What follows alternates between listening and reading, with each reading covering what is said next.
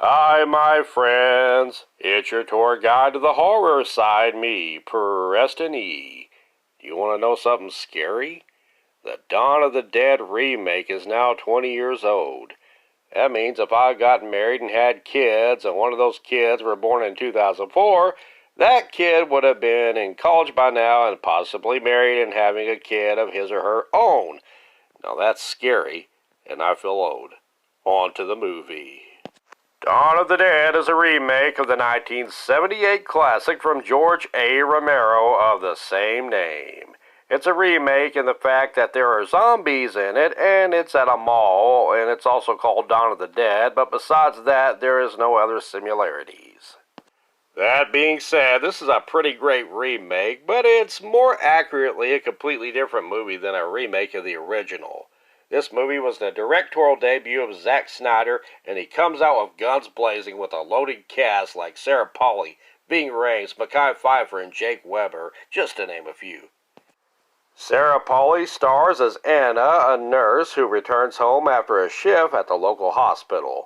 Her boyfriend Lars is attacked and killed by a recently zombified neighbor girl named Vivian. Anna escapes into a war zone of a neighborhood and city as the zombie outbreak has reached a fever pitch.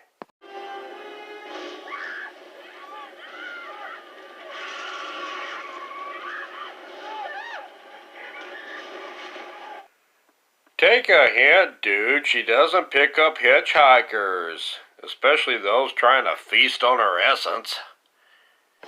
Anna wrecks her car, and when she comes to, she is joined by policeman Kenneth, played by Ving Rhames, electronic salesman Michael, played by Jake Weber, and Andre and his pregnant wife Luda, played by Mekhi Phifer, and Anna Cora. I know I'm going to be completely butchering name, and I'm sorry about it, Bakina. They all break into a mall swarming with zombies. One zombie scratches pregnant Luda. Also in the mall, 3 security guards make them exchange their weapons to take up refuge in the mall. The guards are led by abrasive butthole CJ, and they all barricade inside the mall. If only Paul Blart would have been there, they could have all escaped on a Segway. On the rooftop, they see a survivor from a gun store rooftop from across the street named Andy. Kenneth and Andy message each other on the rooftop via whiteboard. See, kids, back in my days, that's how we used to have to text message each other. And some phones had cords. And some phones we even had to put change into to make calls. Uphill both ways. Anyway, Anna and Michael start to get all lovey-dovey with each other. Meanwhile, a truckload of more survivors come in, including Norma, an older truck lady driver, a man named Frank and his daughter Nicole, Steve, an annoying businessman, Glenn, a church organist, Tucker, and sexy and flirty Monica, and the rest here on Dead Mall Island.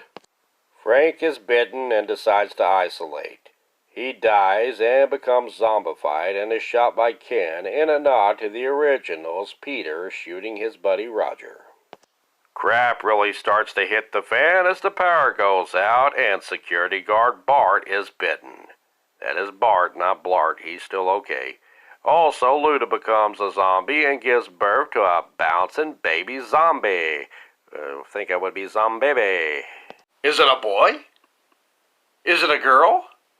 No, congratulations, it's a ghoul. You don't want to breastfeed that little brat. Oh, Lady Mother Trucker Norma shoots and kills zombie Luda. Andre and Norma exchange gunfire instead of cigars and kill each other off. The group finds the zombie and decide to permanently give the little fart a timeout. And then the group decides to vamoose to Steve's yacht at the marina.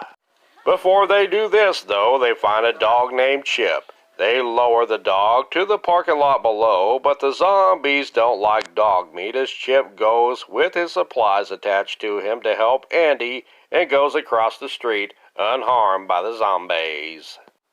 Let me just say this, whether living or dead, doggos are man's best friend. I must admit, when I first saw this movie, I was afraid that Chip the dog was going to be eaten by the zombies. But I was pleasantly surprised to see that the zombies had the good taste of not eating the dog. It was either that or they was afraid that PETA would be all over their butt like stink on a cow patty. Ooh. However, a zombie follows Chip through the door, and Andy is turned into a zombie. Nicole is worried for Chip's safety and follows him in there. She is trapped by a zombie, and the group comes to save her. Eventually, the team get away in a heavily armored bus, but not before TJ shoots Tucker in a mercy killing after he breaks one of his legs. And the hits just keep on coming as Glenn accidentally kills himself and Monica with a chainsaw. Not Monica! Such as like me, I'm not much of power. Anna kills annoying salesman zombie Steve, cause if there's one thing worse than a regular annoying salesman, it's a zombie salesman. Good shot. And CJ sacrifices himself so the others can escape, proving he's not such a bad guy after all. And his character arc is perhaps the best in the movie as he goes from a-ho to a wonderful guy. Michael reveals a bite wound from a zombie and kills himself as Anna, Ken, Nicole, Terry, and good old Chip yacht away. However, Steve the salesman gets his last laugh as a camera on board shows Steve pilfering around in the yacht, ensuring the group runs out of supplies. The group's fate is unknown as while on the island they are attacked by zombies and the camera drops. Please just tell me Chip is okay. Dawn of the Dead is an action-packed thrill ride of a pulse pounder giving the viewer wall-to-wall action. While normally I am an advocate for the slow-moving creepy zombies found in the original Dawn of the Dead, the running zombies fit the more fast-moving action flick of the remake better. Speaking of the original, Ken Foree, Scott Renninger, and Tom Savini all show up in bit parts, and the remake is further nods to Fran is made as Galen Ross's name is shown in a mirror scene in a bit of a nod to the scene she did in the original. Even lines from the original are alluded to in the remake are flat out quoted, such as the following.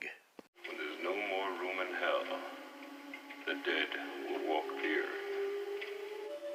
When there is no more room in hell, the dead will walk here. What are they doing? Why did they come here? It's a kind of instinct, memory, what they used to do. This was an important place in their lives. Why are they coming here? Memory, maybe. Instinct.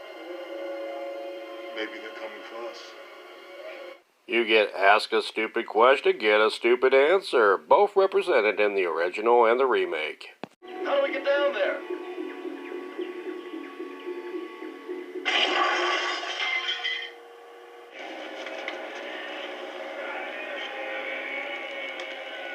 How do we know if he hits it? We also get a really fun celebrity shootout.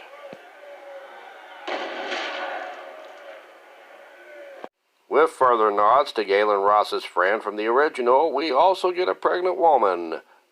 Although Fran never did have the zombified baby because she never got bit. Dawn of the Dead 2004 gives proper respect to its predecessor by adding these tidbits, while updating the movie for the early 2000s. While the original will always hold a special place for me as a Romero fan, the remake, which has more properly been referred to as a spiritual successor, does a great job at carving its own path. Well, that about does it for me. Thanks for watching. Please like, sub, and share. I've been Preston E. Garrison, and I'm out of here. I used to go, I'm out of here, but it started making my throat sore. Peace.